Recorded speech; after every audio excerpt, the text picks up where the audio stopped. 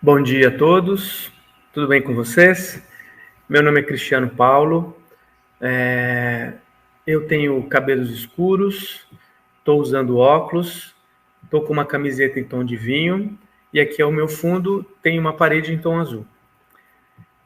Muito obrigado pela atenção de vocês, tá? E hoje nós vamos conversar sobre o financiamento público da pessoa com deficiência. Então, vamos começar falando o seguinte: quando a gente pensa em financiamento, logo nos vem na cabeça a ideia de investimentos por pessoas físicas ou por empresas, ou seja, pessoas jurídicas, né? De um determinado projeto. E na vida pública não é diferente. Todas as atividades criadas são definidas como políticas públicas, de modo que compreendemos que as políticas públicas podem, assim, ilustrar muito bem uma necessidade, uma situação ou um planejamento de uma ação. A participação dos órgãos envolvidos, na verdade, os órgãos governamentais, a participação desses órgãos também da sociedade civil, do poder público, setores privados, contribuem para que as políticas públicas sejam criadas e implementadas na nossa sociedade, de acordo com os interesses das pessoas respectivas e das pessoas envolvidas. E as pessoas com deficiência, as suas demandas e interesses, recebem algum tipo de financiamento? Sim, elas recebem sim. As pessoas com deficiência demandam muito de projetos para a implementação de suas políticas públicas, e essas políticas são inúmeras. E essas políticas têm base na LBI, a Lei Brasileira de Inclusão, do Estatuto da Pessoa com Deficiência. Importante ferramenta e garante os direitos e a sustentação normativa para a criação das políticas públicas para as pessoas com deficiência. Além de também respeitarmos a Constituição Federal de 88, para a garantia desses direitos. Esses direitos fundamentais e direitos humanos que preservem a integridade dessas pessoas, as pessoas com deficiência. Sem esses mecanismos, não conseguimos imaginar uma atmosfera onde as pessoas com deficiência sejam dignamente tratadas. No atual contexto que vivemos, onde o cuidado com esse impacto financeiro ao estatuto se tornou uma cautela indispensável aos gestores públicos.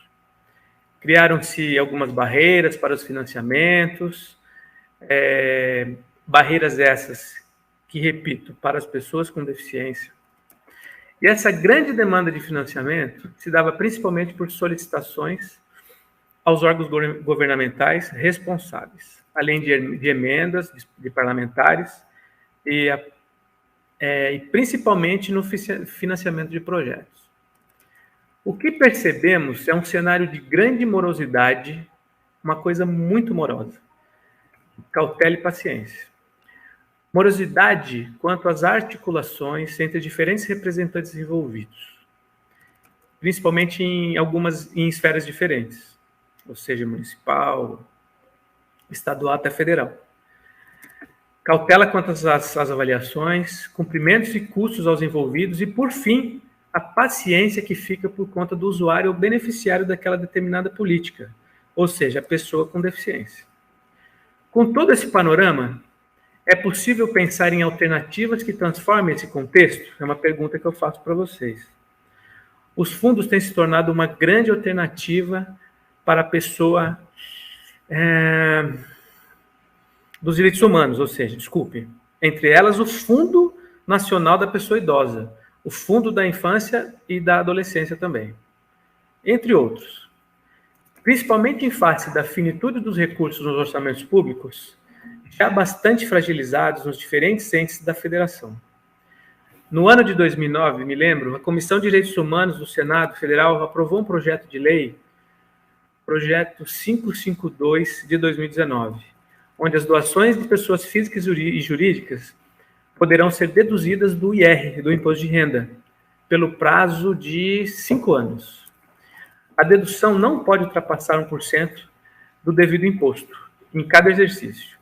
Com isso, a sociedade em si contribui de forma efetiva para que financiamentos de políticas públicas para as pessoas com deficiência sejam discutidos e assegurados, dando maior visibilidade no âmbito das discussões políticas.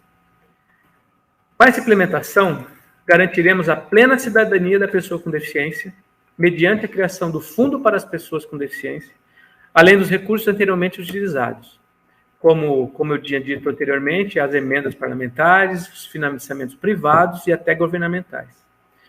E esses financiamentos são fundamentais para a concretização dessa política. É um passo firme para a política pública mais consolidada, fixada e menos fragmentada. Agradeço a todos pela atenção e tenham um bom dia. Obrigado.